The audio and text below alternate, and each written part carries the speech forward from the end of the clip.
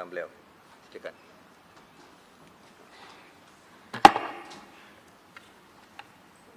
Tuan Yang di-Pertua, saya ingin menzahirkan setinggi-tinggi ucapan penghargaan ke atas titah diraja semasa istiadat pembukaan mesyuarat pertama penggal kedua Parlimen ke-14 pada 18 Mei 20 yang lalu.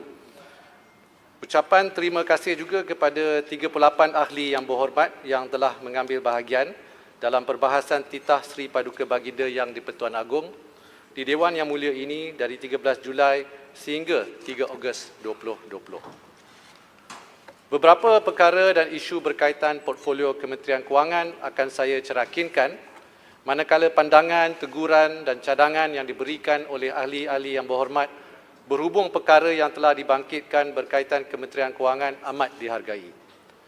Tuan Yang di-Pertua, izinkan saya memberi penjelasan ke atas beberapa perkara yang telah dibangkitkan di bawah tanggungjawab Kementerian Kewangan berdasarkan isu-isu tertentu. Tuan Yang di-Pertua, saya mulakan dengan menyentuh isu berkaitan ekonomi dan kewangan negara.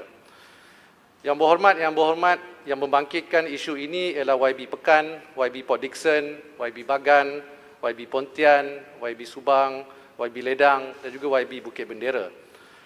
Antara persoalan yang berbangkit termasuk keadaan ekonomi semasa, unjuran KDNK bagi tahun 2020 dan 2021, usaha kerajaan menangani cabaran ekonomi, kesan pakej rangsangan dan pemulihan ekonomi kepada KDNK, defisit belanjawan serta hutang negara dan juga usaha-usaha kerajaan untuk terus membangunkan ekonomi dalam jangka masa pendek, sederhana dan panjang. Pertama sekali, ingin saya menyatakan bahawa tiada siapa dapat menduga tahun 2020 menjadi tahun yang amat menguji kita dan juga komuniti global. Dengan izin, we are facing unprecedented times. Kemelesetan ekonomi dunia yang dihadapi ini merupakan krisis yang terburuk sejak era The Great Depression pada tahun 1930-an. Dengan lebih 150 negara di seluruh dunia dijangka merekodkan pengucupan ekonomi pada tahun 2020. Menurut World Bank dan IMF, unjuran KDNK global adalah antara negatif 2.4% ke negatif 5.2%. Prospek pertumbuhan ekonomi Malaysia juga kurang memberangsangkan. Menurut Bank Negara Malaysia, unjuran pertumbuhan KDNK tahun 2020 adalah negatif 2% hingga 0.5%. Manakala menurut World Bank, IMF dan S&P pula, unjuran KDNK Malaysia adalah antara negatif 2 hingga negatif 3.8%. Walau bagaimanapun, kegiatan ekonomi negara dijangka meningkat secara beransur-ansur mulai suku ketiga tahun 2020. Ini adalah berikutan pembukaan semula sektor-sektor ekonomi serta langkah proaktif yang diambil kerajaan dalam melaksanakan pakej rangsangan ekonomi prihatin rakyat, prihatin PKS tambahan dan pelan jana semula ekonomi negara penjana. Keseluruhannya, pakej tersebut berjumlah 295 bilion ringgit. Ini adalah hampir 17% daripada KDNK negara dan merupakan antara yang tertinggi di Asia Tenggara. Daripada jumlah ini, 45 bilion ringgit merupakan suntikan fiskal langsung. Pakej prihatin dan penjana dijangka menyumbang lebih 3% kepada pertumbuhan KDNK pada tahun 2020. Ini bermaksud pelan-pelan tersebut memberikan kekuatan dan daya tahan kepada ekonomi negara. InsyaAllah, hasil usaha ini akan melihatkan pemulihan ekonomi pada tahun 2021. Agensi antarabangsa telah mengunjurkan KDNK Malaysia pada tahun 2021 akan berada dalam sekitar 6.3% hingga 7.5%. Walau bagaimanapun, pencapaian sebenar akan bergantung kepada kejayaan berterusan Malaysia dan komuniti global dalam memerangi penularan COVID-19 bagi memastikan ekonomi mampu berkembang. Tuan Yang di-Pertua, berkenaan isu keberdayaan ekonomi negara untuk mengharungi pandemik COVID-19, ingin saya menekankan bahawa ekosistem kewangan negara amat berdaya tahan. Pertama, institusi perbankan mempunyai kemampanan modal ataupun dengan izin capital buffers sebanyak 121 bilion ringgit, iaitu 3 kali ganda berbanding ketika krisis kewangan global 2009. Kedua, kita masih mempunyai ruang fiskal. Selepas pelaksanaan pakej prihatin dan bejana, defisit fiskal dijangka meningkat antara 5.8 hingga 6%. Ini masih kurang berbanding dengan kadar defisit fiskal 6.7% yang direkodkan ketika krisis kewangan global 2009. Dalam kata lain, ekonomi negara masih mempunyai ruang fiskal untuk mengharungi pandemik COVID-19. Kerajaan juga akan terus memperkemas dan melaksanakan pelbagai inisiatif untuk meningkatkan kualiti hidup rakyat, kemampanan perniagaan dan merangsang ekonomi melalui konsultasi bajet 2021 yang telah pun bermula dan bakal dibentangkan pada bulan November 2020 ini. Selain itu, rancangan Malaysia ke-12 yang dijadualkan untuk dibentangkan pada awal tahun hadapan akan terus memastikan ekonomi dapat disokong dan distruktur untuk menjamin kelestarian jangka panjang agar kekayaan negara dapat dikongsi bersama demi kesejahteraan. Wakil Menteri, Tuan, boleh saya mencelah? silakan. Ya. Tadi Wakil Menteri menyebut bahawa anggaran IMF ekonomi kita menguncup negatif 2% hingga 3.8%, tetapi jangkaan kita pada tahun 2021 akan meningkat 6.3 ke 7%. Ia kelihatan seperti ekonomi kita boleh pulih dengan apa yang dipanggil sebagai istilah V-curve. Tapi pada ketika yang sama, Wakil Menteri juga menyebut bahawa ia akan berada dalam keadaan beransur-ansur pemulihannya. Adakah Wakil Menteri bercadang untuk mewujudkan satu lagi pakej rangsangan seperti penjana dan prihatin, misalnya penjana 2.0 ataupun prihatin 3.0? Terima kasih.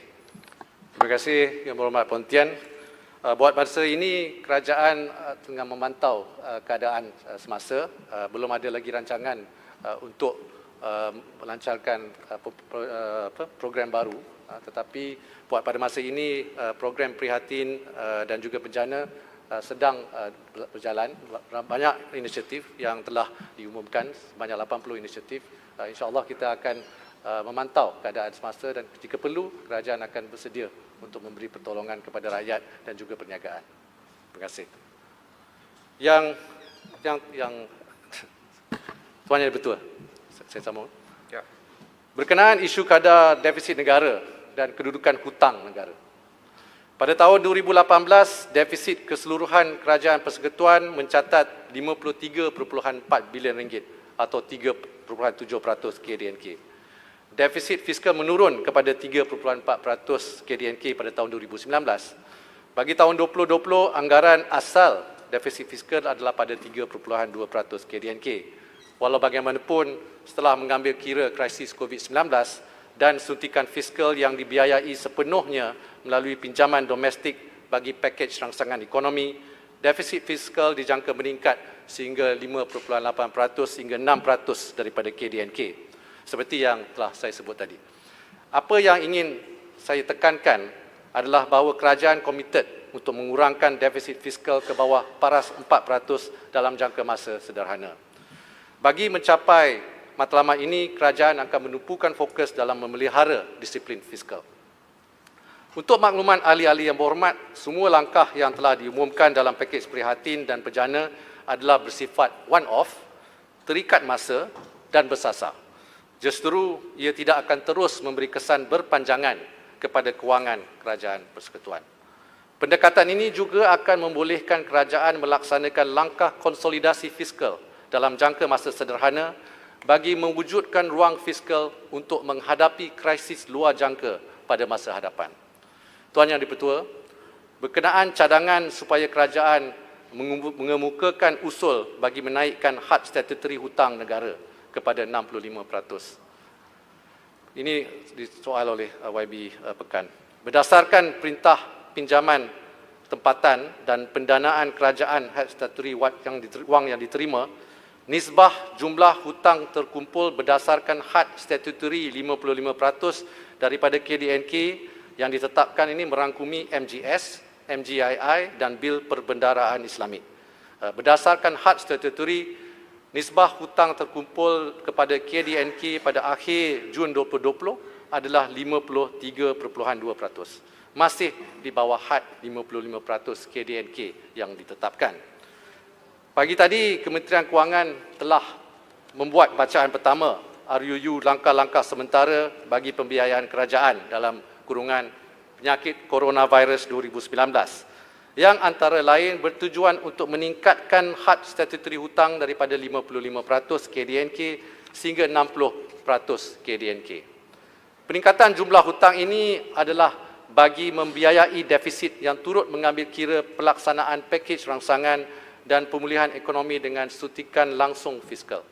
InsyaAllah kita akan membahas isu ini dengan lebih lanjut semasa RUU tersebut dibentangkan di dalam sesi ini. Tuan Yang di-Pertua, di bawah pakej prihatin dan penjana, kerajaan telah memperkenalkan lebih 80 langkah dan inisiatif untuk rakyat, perniagaan dan ekonomi. Sehingga minggu ini, saya telah berkongsi 15 laporan. Silakan. Oh, terima kasih Menteri, terima kasih Tuan Speaker. Menteri, saya nak tanya, sama ada Menteri, do you intend to jawab soalan-soalan kita secara spesifik? Sebab kita dengar ni memang baguslah. I don't know when to interject, you see. Are you going to answer specific question? Ya, sini soalan ni mengenai isu. Sekarang ni isu tajuknya lah hasil negara dan juga pakej rangsangan ekonomi. Lepas ni, Menteri akan jawab spesifik lah soalan-soalan kita. Ya, semua. Ini soalan-soalan YB saya kumpulkan. Datuk Speaker. Ya, bila dikumpulkan, maknanya tidak spesifik lah pada soalan saya. Sebab saya tanya 2-3 soalan yang betul-betul spesifik. Jadi saya tak nak kacau flow Menteri, betul? Ya, tapi saya kena tahulah sama ada akan dijawab atau tidak. Kalau tidak, saya kena interject sekarang. Saya akan jawab. Saya rasa soalan itu boleh dijawab secara am. Pasti salah boleh mencelahat. Tapi kalau tak diperlukan butir, maka boleh diberikan soalan selebihnya secara bertulis dan akan dijawab secara spesifik. Datuk Speaker, boleh Yang minta Berhormat Menteri Yang nak Berhormat. bagi laluan kepada... Ya, boleh. Silakan. Terima kasih. Terima kasih Yang Berhormat. Terima kasih Datuk Speaker. Tadi Yang Berhormat Menteri telah membentangkan bahawa keadaan ekonomi Malaysia ini nampaknya tidaklah begitu buruk sebagaimana yang digambarkan oleh orang-orang tertentu yang mengatakan kita ni hutang sudah sampai 1 trilion dan kemungkinan negara kita akan bankrupt. Jadi saya minta kepastian sekali lagi daripada Yang Berhormat Menteri Keuangan, apakah tuduhan-tuduhan itu merupakan tomahan-tomahan dari pihak yang tidak bertanggungjawab. Terima kasih. Menteri nak tanya, tambah. Menteri, sama soalan nak tambah sikit. Oleh kerana dulu bila PH yang merintah, dia kata hutang trilion-trilion, maka dia kenakan tabung harapan. Kesian, sampai budak sekolah pun dia minta bagi sumbangan. Jadi, tiba-tiba bila PM merintah, tengok duit bilion-bilion yang boleh bagi kepada rakyat. Jadi, mana satu yang betul ni? Kemana pergi duit tabung harapan tu? Ya. Habis. Saya nak sambung. Sebab saya betul-betul teruja kepada Menteri Kewangan. Ini pun kali yang pertama untuk jawapan yang diberikan di Parlimen. Tetapi gambaran yang diberikan bahawa ini Malaysia sebenarnya negara yang makmur. Tidak mungkin negara ini boleh bankrupt. Jadi Yang Berhormat kena terang kepada kami, apakah sebenarnya tomahan yang mengatakan negara ini bankrupt yang dibuat oleh bekas Menteri Kewangan dan juga Menteri-Menteri PH dahulu, bahawa sebenarnya itu adalah pembohongan yang mutlak. Kami nak tahu yang itu. Sebab sekarang rakyat nak mendengar ni, bahawa satu demi satu pembohongan yang mereka buat itu, sebenarnya sekarang ini sudah menjadi kenyataan bahawa Malaysia adalah negara yang makmur. Terima kasih. Faham, Naib. Silakan Yang Berhormat Menteri. Terima kasih Yang Berhormat. Secara umumnya, ukuran sama ada kedudukan kewangan kerajaan masih solvent atau tidak bankrupt dapat diukur berdasarkan keupayaan kerajaan dalam membuat bayaran hutang, ya, mengikut masa yang ditetapkan. Sehingga kini kerajaan tidak pernah gagal dalam membiayai semula serta refinance ataupun membayar hutang. Jadi pada masa ini kerajaan mempunyai 2 kaedah pengurusan disiplin fiskal, ya, iaitu disiplin secara perundangan ataupun secara secara pentadbiran ataupun self disiplin, ya, dengan izin. Pertama, kawalan disiplin fiskal melalui akta yang seperti saya sebut tadi. Ini adalah penetapan had statutory peratusan hutang kepada KDNK. Yang seperti mana saya sebut tadi adalah 55%. Dan juga terimaan pinjaman hanya boleh digunakan untuk bayaran balik hutang dan juga perbelanjaan pembangunan, which is the DE, Development Expenditure. Kedua, kawalan secara pentadbiran ini self-imposed, ya, termasuk bayaran khidmat hutang tidak melebihi 15% daripada hasil. Jadi sasaran konsolidasi defisit di bawah 400 pada KDNK dalam jangka sederhana akan diutamakan. Tetapi yang data yang diadakan pada yang saya ada sekarang, our debt service coverage ratio ataupun dengan izin, ya, debt service coverage ratio ialah sebanyak 35 bilion ringgit, itu 14.4% revenue ataupun 2.4% GDP. Jadi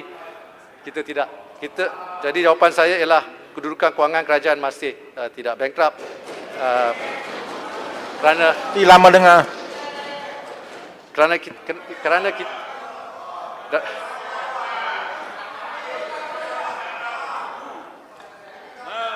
Damansara, sudahlah, cukup-cukuplah. Sudah lama sudah cukuplah. Silakan Damansara. Terima kasih Yang Berhormat Menteri, terima kasih Ketua yang Ketua. Soalan yang mungkin perlu dijawab mengikut fakta ialah bila kita mengambil kira hutang negara sebagai 1 trilion, ianya termasuk hutang secara langsung, hutang jaminan yang perlu dibayar oleh kerajaan dan juga hutang melalui projek-projek PPP yang dijalankan oleh Kerajaan Barisan Nasional dulu. So soalan saya senang, soalan saya adakah Kami tahulah, tak payah buka, ajar budak sekolah lah. Yang Hormat. Yang Hormat. Pula tak boleh tipu banyak kali. Satu kali Masa dua harau kali boleh. cakap kita tak kacau. Duduklah harap. Yang Hormat. Dipersilakan Yang Hormat habiskan soalan dahulu. Datuk Speaker dah banyak kali kena dah kita orang ni. Cukup-cukup lah. Duduklah baling, pengacau je. Itu hak dia. Tolong. Dah petang ni. Terima kasih Ketua. So, soalan saya senang, adakah hutang-hutang yang saya sebut tadi jumlahnya lebih kurang 1 trilion ringgit? Dan nombor 2, tadi ada hujah bahawa sekarang kerajaan PN banyak duit untuk belanja walaupun dulu kita kata kerajaan nak bankrupt. Saya nak tanya sama ada perbelanjaan yang besar yang dibuat sekarang yang akan dibentangkan dalam akta COVID nanti, adakah ianya berdasarkan pinjaman tambahan yang akan dibuat oleh kerajaan PN? Datangnya daripada pinjaman dan bukan daripada sebarang penjimatan ataupun savings ataupun dana yang sedia ada dalam kerajaan. Bukan pinjaman samurai dah. Itu confirm. Bukan GST yang 9 bilion tu sekali. Menteri, Saya rasa biar Menteri Kewangan nak bagi laluan lagi satu. Biar saya jawab, boleh saya Dia jawab? jawab dulu. jawab dulu. Jawab. Yang ni ada kena-mena sikit ni Menteri, pasal hutang ni. Ada kena-mena pasal hutang ni. Biar saya jawab Yang Jawab Berhormat itu dulu. Damansara dulu. Ya. Okey, terima kasih Yang Berhormat Damansara. Mengenai isu bankrupt tak bankrupt ni saya dah jawab tadi sebenarnya. Ini sama ada sebuah kerajaan itu bankrupt atau tidak, itu bukannya soalan yang patut difikirkanlah. Yang sebenarnya dari segi hutang yang dimaklumkan oleh Yang Berhormat Damansara, sekarang ini pada masa sekarang hutang keseluruhan negara ialah dalam lingkungan 854 bilion ringgit, ya. Hutang langsung, hutang yang lain? Tetapi kalau kita secara keseluruhannya tangguhkan liability kerajaan, kalau dimasukkan off budget, Kerajaan Perikatan Nasional tidak ada buat off budget, ialah lebih kurang 1.2 trilion. Tetapi ini tidak bermaksud negara Masih Menteri. tidak masuk kita negara kita bankrupt, ya, kerana bankrupt itu dapat diukur berdasarkan keupayaan kerajaan dalam membuat bayaran hutang mengikut masa yang ditetapkan. Menteri, Yang Berhormat. boleh? Terima kasih Speaker. Yang Berhormat Menteri. Arau. Ini ialah semasa mereka memerintah tu belum sampai 1 trilion lagi. Sekarang ni baru sampai. Arau nak 1.2 ajar menteri trilion. je macam mana Dia nak buat kerja. berhutang 140 Di mana bilion. satu ni? Jangan Berhormat senyum Jelebu. saya ada masalah. Menteri Saya bagi banyak kat ada Jelebu. bukti, banyak ada Isunya masalah. soal kebankrapan. Jadi apa? Are we bankrupt or not? Are we going to be bankrupt or not? We are not. That Menteri. is the issue. Yang Berhormat Jelebu silakan. Okey, Yang Berhormat Menteri, saya teliti jawapan Yang Berhormat Menteri kata hutang kita ada 868 bilion sekarang. Saya nak rujuk ni Yang Berhormat Menteri, kata Damansara tadi 1 trilion atau berapa trilion ni, itu sebenar atau tidak Menteri dah jawab. Yang ni saya nak kepastian daripada Yang Berhormat Menteri dalam teks perbahasan saya. Pada tahun 2018 Yang Berhormat Menteri, hutang baru 52 bilion, 2019 54.5 bilion, sampai tahun 2020 18 bilion, in total 124.5 bilion dalam tempoh 22 bulan, daripada 686 pergi 868 bilion hutang. Saya nak tanya pada pihak menteri, 124.5 bilion ini penggunaan wang kerajaan ke arah mana menteri? Saya tanya ini, pasal apa? Dia kata dia bayar hutang. Boleh tak pihak kerajaan jelaskan hutang apa yang dibayar daripada jumlah yang sebegini banyak? Itu satu Yang Berhormat Menteri. Kemudian yang kedua Yang Berhormat Menteri, saya nak tanya pendirian kerajaan tentang cadangan saya, kerana banyak sangat persoalan tentang penyalahgunaan, kalau betul penyalahgunaan ataupun salah guna kewangan negara ataupun pinjaman yang melangkaui akal fikiran manusia. Saya nak cadangkan kepada pihak kerajaan supaya kerajaan tubuhkan RCI bagi perbelanjaan bagi tempoh 22 bulan yang berkenaan. Saya minta penjelasan dan pendirian daripada pihak kerajaan. Terima kasih. Sikit aja YB Menteri. Kita cerita pasal hutang ni 854 bilion ke berapa? Berapa aset kerajaan yang kita ada? 1 trilion, 2 trilion, 3 trilion. Kenapa aset ini kita tidak pernah nyatakan kepada rakyat?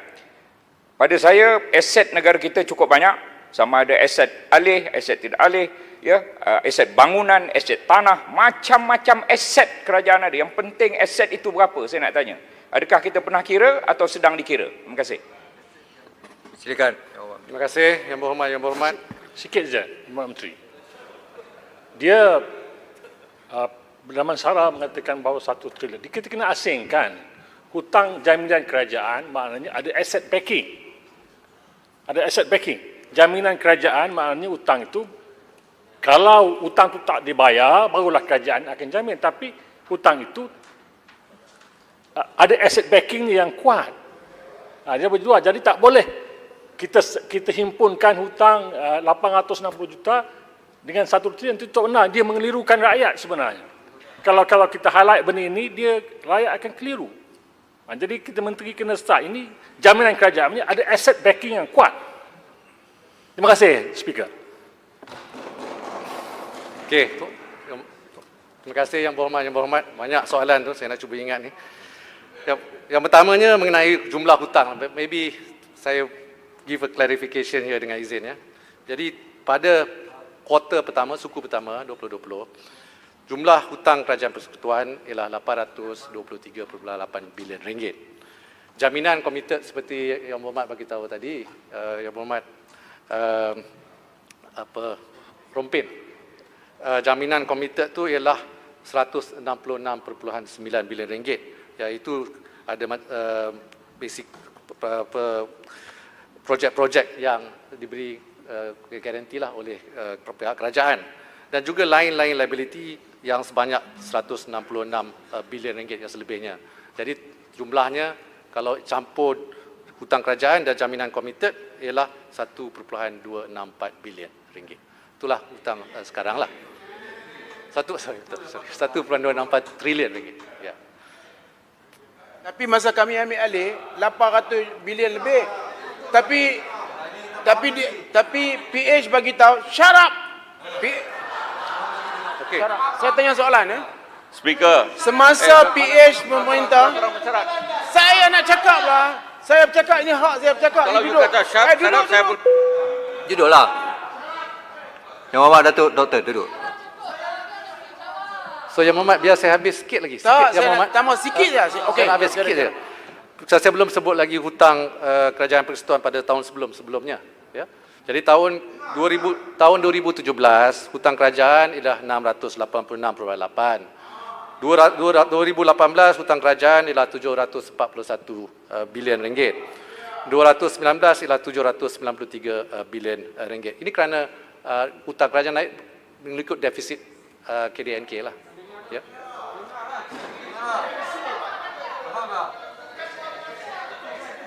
Okey, dari segi aset, seperti mana Yang Berhormat sedia maklum, kita sekarang menggunakan modified cash flow, ya, bukan accrual lagi. Jadi kita tidak ada information aset. Kita bukan semacam syarikat-syarikat lain. Baik, terima kasih. Saya tertarik dengan kenyataan tentang modified cash flow. Maaf.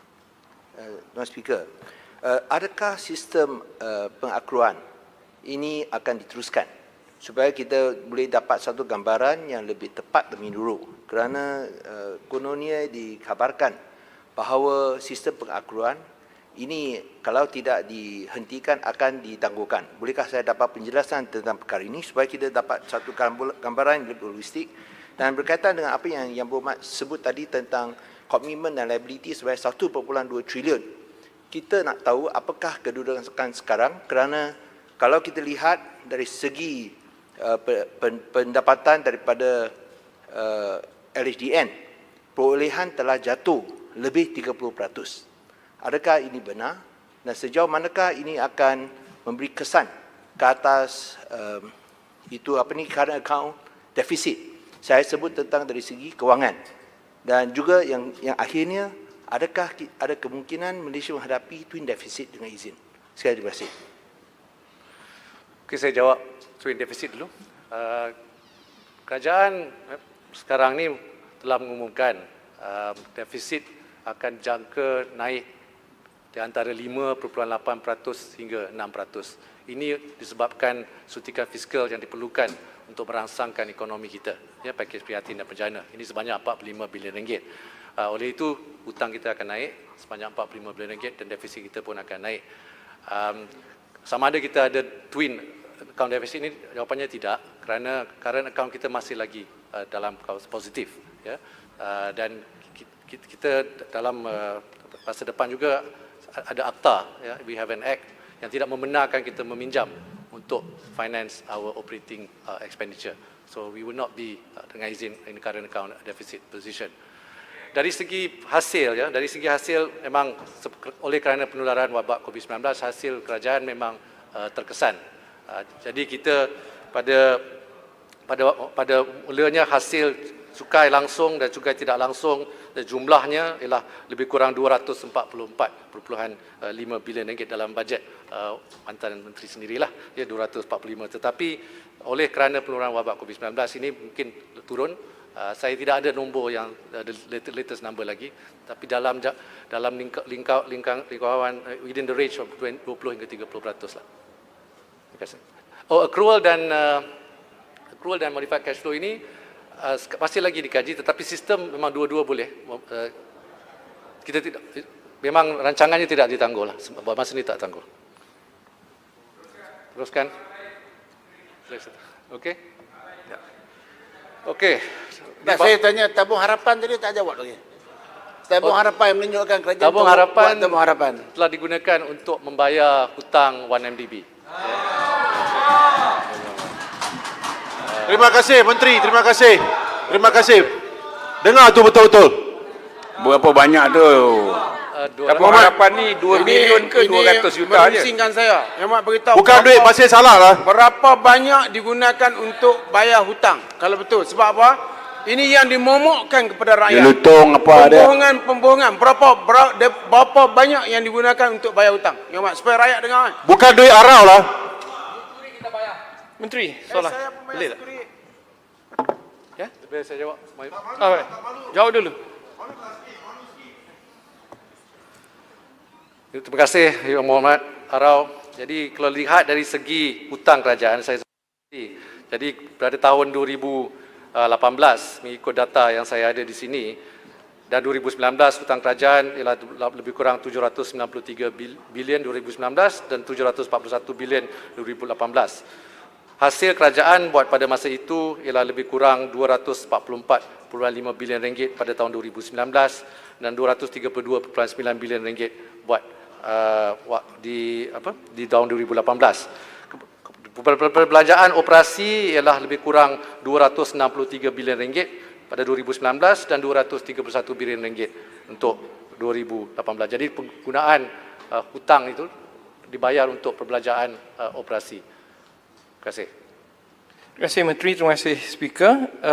Sebab Menteri tadi kata bahawa hasil kita mungkin kekurangan 20%, ya? 20 to 30%, 20 sampai ke 30%. Ini bermakna hasil kita akan jatuh sebanyak 50 bilion sampai ke 75 bilion, lebih kurang. Betul tak? Ya?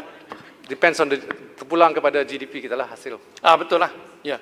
Jadi kalau kita nak 45 bilion lebih kurang untuk COVID-19 ni, ya, dan hasil kita turun, tidakkah kita perlu membuat satu bond issuance yang besar sekali, ya, lebih kurang 100 bilion sampai ke 130 bilion lebih kurang.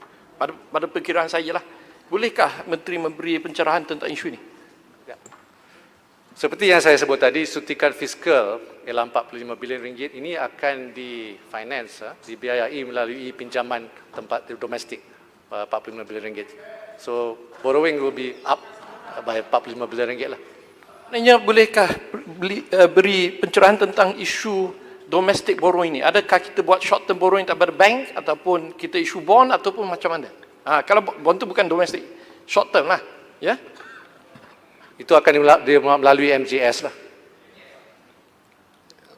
Menteri, Pasir Mas. So, Tuan Yang Pertua, Menteri, boleh minta pendaluan. Pasir Mas. Ya. Mohd Menteri, saya tertarik bila Mohd Menteri menyebut bahawa duit daripada tabung pakatan, daripada tabung harapan negara itu dibayar kepada hutang oleh MDB. Saya merujuk kenyataan bekas Menteri Keuangan, Pak Mak Bagan, menyebut bahawa kalau dalam isu Goldman Sachs, kalau kerajaan tidak kopuh membawa tindakan sivil, kerajaan boleh dapat banyak lagi dana dan boleh bayar lagi banyak lagi hutang ini. Jadi boleh saya minta pandangan Pak Mak Menteri dalam isu ini? Terima kasih. Terima kasih Yang Berhormat. Ini mengenai isu pembayaran semula, ini isu settlement 1 MDB dengan Goldman Sachs, ya. Ini saya sebenarnya ingin berterus terang kepada semua Yang Berhormat sini. Ini sebenarnya statement yang dibuat oleh mantan Peguam Negara, ya, Tan Sri Tommy Thomas. Kita mempunyai rekod yang menunjukkan bahawa pada 13 Disember 2019, kerajaan terdahulu telah menawarkan penyelesaian sebanyak $4 bilion kepada Goldman Sachs. Tetapi tawaran ini ditolak oleh Goldman Sachs. Sebaliknya, mereka telah memberi tawaran balas, counter offer, iaitu hanya $1.5 bilion. Yang terkini dan belum pernah dikongsi sebelum ini ialah surat bertarikh 11 Februari 2020. Tan Sri Tommy Thomas telah memaklumkan kepada mantan Perdana Menteri bahawa Goldman Sachs bersetuju menaikkan tawaran mereka kepada $1.75 bilion. Jumlah ini termasuk juga bayaran cukai sebanyak 164 juta US dollars dan pemulangan fees, Goldman fees yuran sebanyak 567 juta US dollars. Sure yang diberikan oleh mantan Peguam Negara dalam surat tersebut adalah untuk mencari penyelesaian di luar mahkamah. Ini bercanggah. Ini bercanggah dengan dakwaan beliau bahawa Kerajaan Perikatan Nasional tidak seharusnya menerima penyelesaian luar mahkamah. Menteri, saya ingin tanya tentang perkara ni, ya. Dengan lain perkataan, mantan Peguam Negara, mantan Perdana Menteri juga tidak bercakap benar kepada rakyat dalam hal ini. Mereka kata patut diteruskan pendakwaan, tetapi mereka bersetuju pada settlement yang lebih rendah. Ada surat yang berkaitan ke, Yang Berhormat Menteri? Terima kasih Yang Berhormat Puan Tian. Ada surat yang tadi saya dah sebutkan. Surat itu bertarikh 11 Februari 2020. Tan Sri Tommy Thomas telah memaklumkan kepada mantan Perdana Menteri bahawa Goldman Sachs bersetuju menaikkan tawaran dan jumlah itu termasuk juga bayaran cukai yang saya sebut tadi $164 bilion. Mungkin saya habiskan dulu YB dan Masara. Melalui rundingan terkini seperti yang berhormat tahu, kerajaan akan menerima amaun tunai sebanyak $2 bilion tanpa menolak jumlah cukai tadi. Jumlah ini adalah 42% lebih tinggi daripada tawaran terakhir yang diterima oleh Tan Sri Thomas. Tambahan, kerajaan kini menerima jaminan sekurang-kurangnya $1.4 bilion dari penjualan aset dan juga telah menerima bayaran cukai.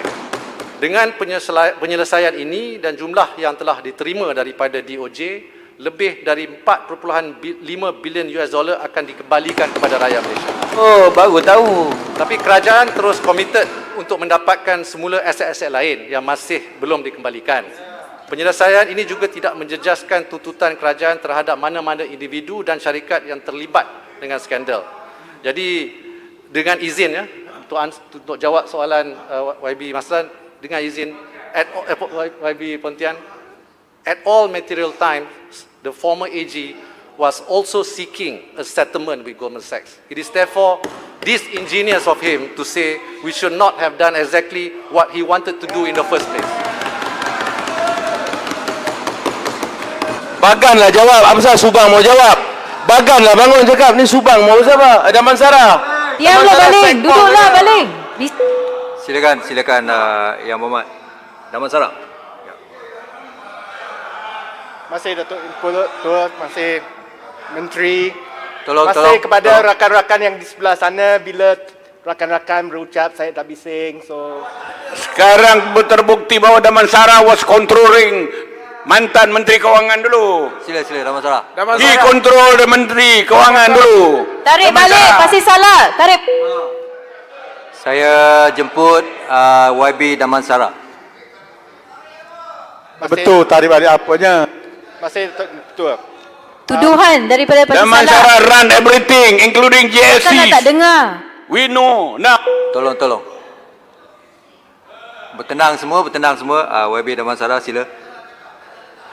Masih. 3 soalan.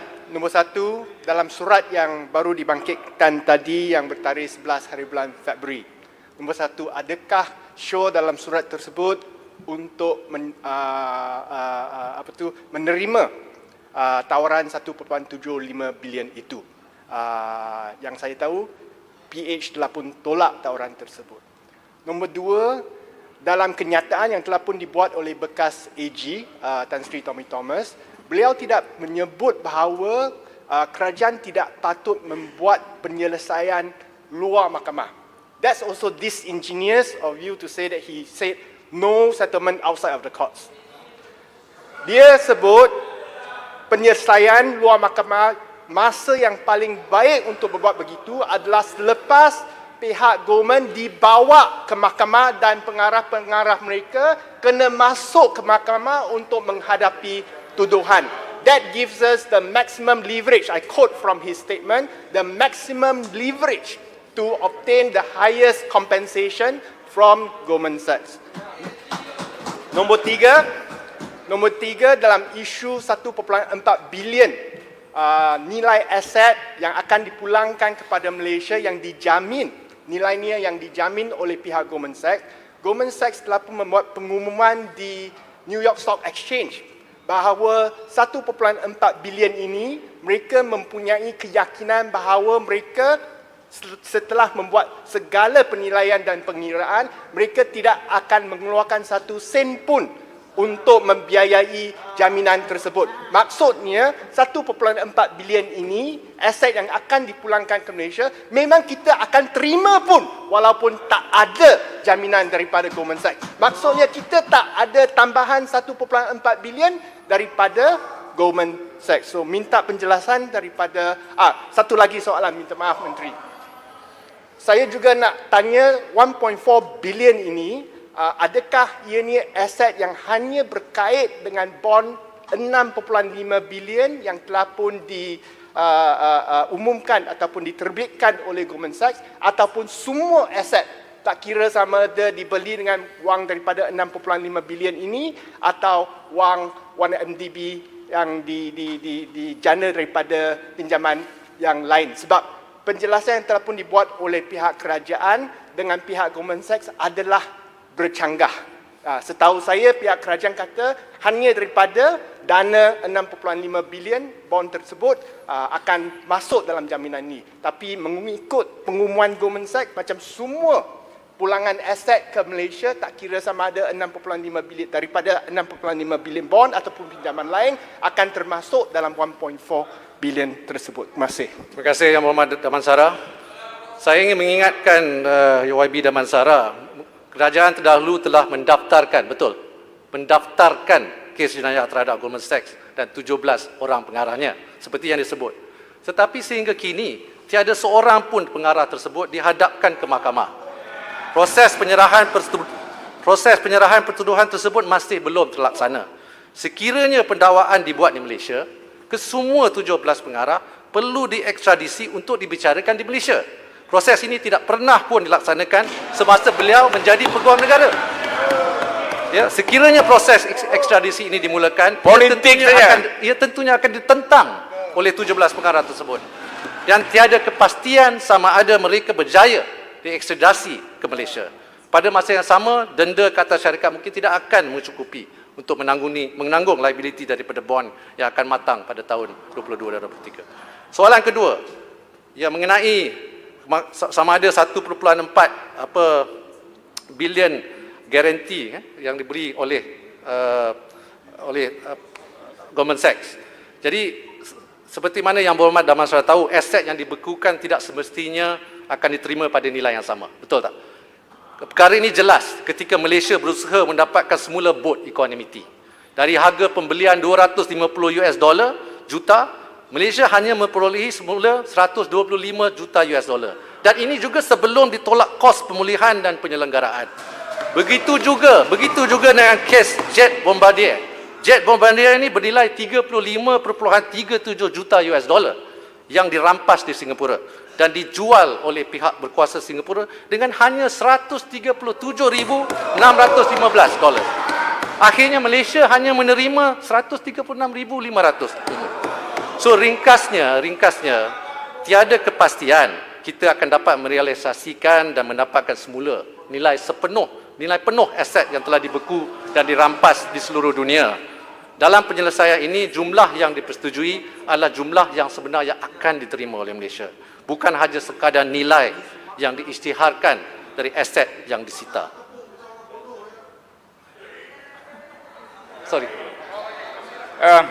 Imbalan Menteri, YB Menteri. Saya ingin bertanyakan Yang Berhormat Menteri, sama ada penyelesaian 2.5 bilion cash wang tunai dan 1.4 bilion ringgit dalam bentuk jaminan untuk aset-aset yang akan dikembalikan, adakah ia mendapat kelulusan daripada jemaah menteri? Kerana adakah ini keputusan oleh 1-2 orang ataupun oleh jemaah menteri? Kerana bila sebut tentang cadangan oleh bekas peguam negara, saya kena sebut bahawa I'm not being briefed tentang utusan surat di antara peguam negara dan juga Perdana Menteri. Kerana akhirnya yang penting ialah apabila satu penyelesaian yang begitu penting ini, ia harus diluluskan oleh pihak kabinet. Dan di sini saya pun ingin menarik perhatian Yang Berhormat Menteri tentang kenyataan Goldman Sachs pada 24 hari bulan Julai, di mana mereka menyatakan dengan izin, there is no significant risk exposure to the guarantee for 1.4 billion ringgit in assets seized by government authorities throughout the world. Dengan kata lain, Datuk Yang Dipertua, bahawa Goldman Sachs dari segi komitmennya ialah sekadar pembayaran wang tunai 2.5 bilion $. Sedangkan 1.4 bilion yang disebut tadi adalah aset yang telah pun dirampas.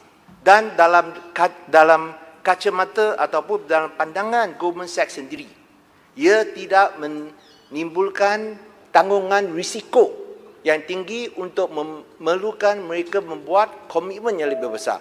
So dengan ringkasnya, Goldman Sachs hanya perlu membayar 2.5 bilion $. Terima kasih. Terima kasih Yang Berhormat Bagan. 2.5 bilion ialah secara tunai. 1.4 bilion ialah garanti, bank garanti. Dan seperti mana semua yang berhormat tahu, bank garanti itu macam tunai lah. Kalau dia tak dapat kita tak dapat balik 1.4 bilion, dia akan bayar kita 1.4 bilion. In fact, dalam masa 2 tahun, kalau kita tidak dapat 500 juta daripada mereka, daripada segi aset, dia akan bayar kita dulu 250 juta tunai. Ya. So, kalau boleh, Tuan Yang Bertuah, saya nak Silakan. continue. Boleh, Menteri. Sini. Di masa your time. Keputusan Kabinet tak? Tentang penyelesaian 3.9 bilion. 2.5 bilion cash, 1.4 bilion dalam bentuk jaminan. Adakah dapat kelulusan daripada Kabinet? Saya kena ini kelulusan masa Pakatan Harapan. Bukan. The deal that you announced, is it approved by Cabinet? No? Yang Is it approved berhormat. by Cabinet? Ya, Speaker. Tak perlu jawab. Bila kerajaan jawab, ini hak kerajaan. Kabinet tak kabinet hak Kerana kerajaan. kononnya Depan Perdana ini Menteri macam tanya keputusan yang kabinet. dibuat oleh beberapa Mestilah orang, keputusan kabinet. bukan oleh Kabinet. Untuk perkara ini sebesar ini, kerajaan sepenting ini, jawab. ia harus diluluskan oleh Kerajaan Kabinet. jawab.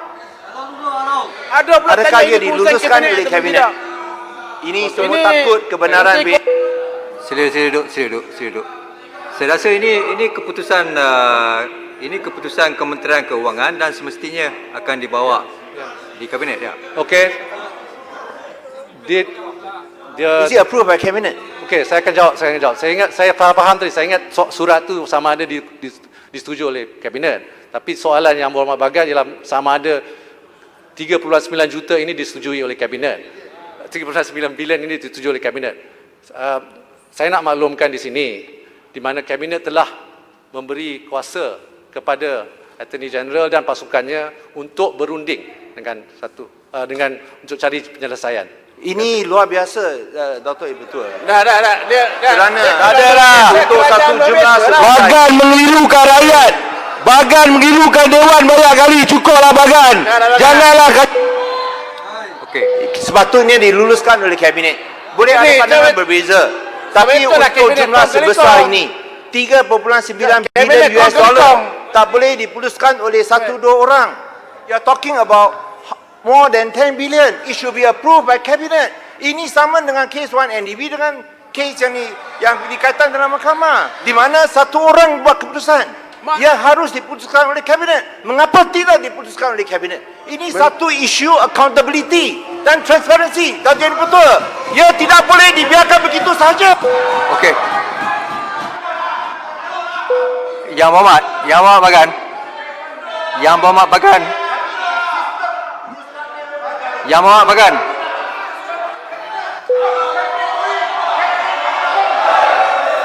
Yang Berhormat Bagan. Yang Berhormat Bagan.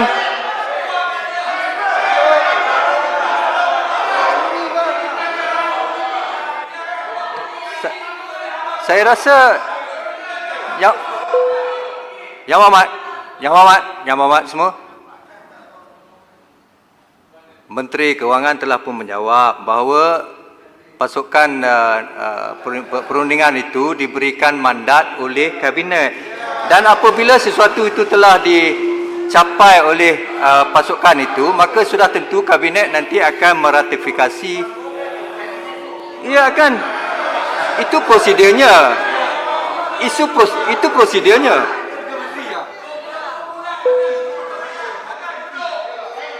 Yang Berhormat, kita di Yang Berhormat, saya rasa telah pun diterangkan bahawa mandat diberikan sepenuhnya kepada pasukan tersebut dan apa-apa keputusan yang dicapai sudah tentunya akan dibawa ke Kabinet untuk That means diratifikasi. it was not approved by Cabinet before you make the announcement. Itu prosedur biasa. That is extraordinary. Announcement, Kalau ya. kita pergi bank, Board of Directors. Announcement. Yang Berhormat.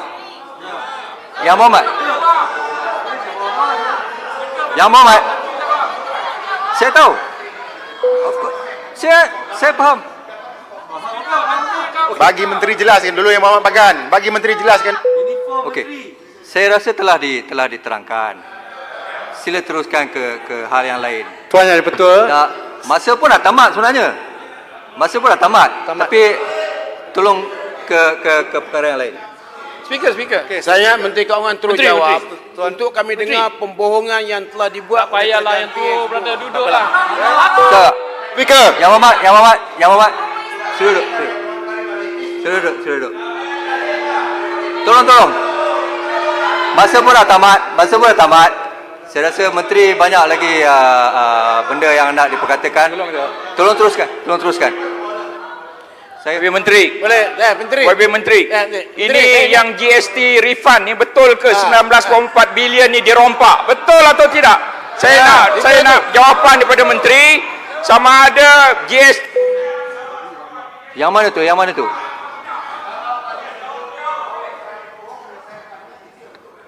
Tak ada.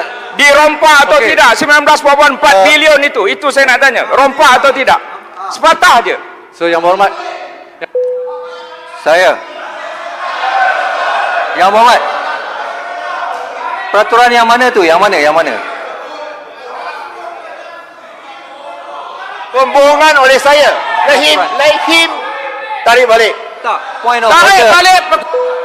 Yang Berhormat semua. Kalau kelang kabut macam ni, saya tangguh saja mesyuarat. Okey, kita nak habiskan atau tak? Point of order number berapa? Menteri Kewangan bentang lagi, bagi buka semua senang. Tak boleh buat unparliamentary language. Itu ialah unparliamentary language. Pembohongan tak boleh disebut. Saya tadi tak sebut bohong. Saya cakap this is not in compliance with good governance and good administration. Kerana tak diputuskan oleh kabinet. Dia perlu cakap saya bohong. Minta Arau tarik balik. Saya sebenarnya tadi yang kelang kabut tu saya pun tak dengar. Boleh saya cek handset dulu? Saya cek handset. Bagan kata dulu perompak. Lagi teruk daripada tu. Check saja, Speaker. Alright.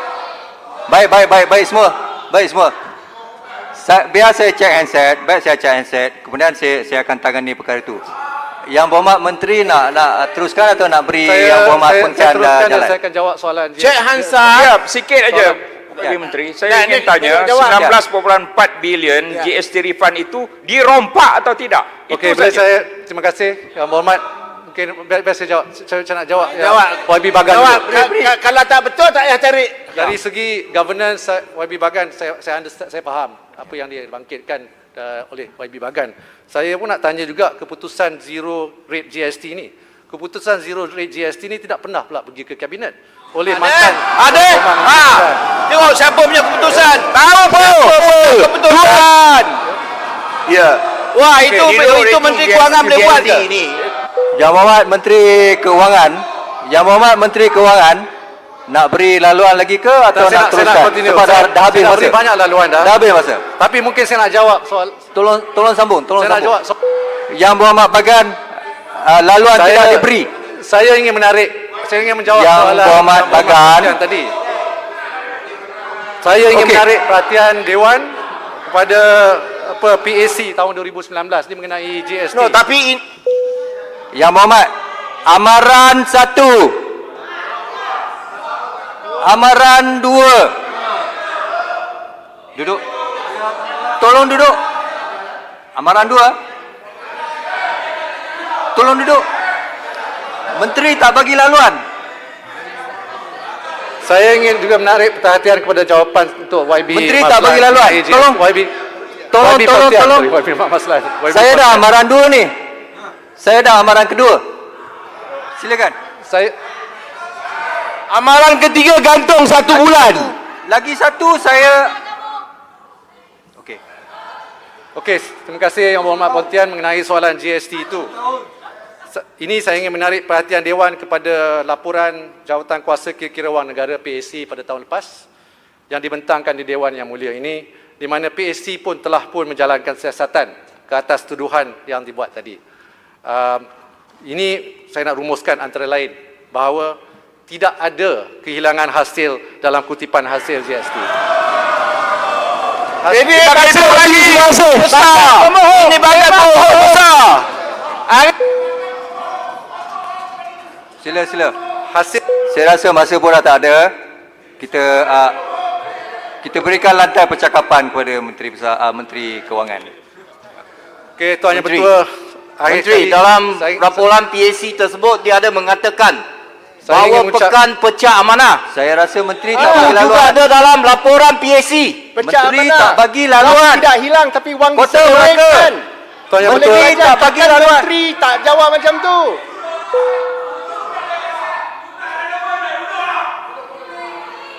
Tuan Yang Bertua.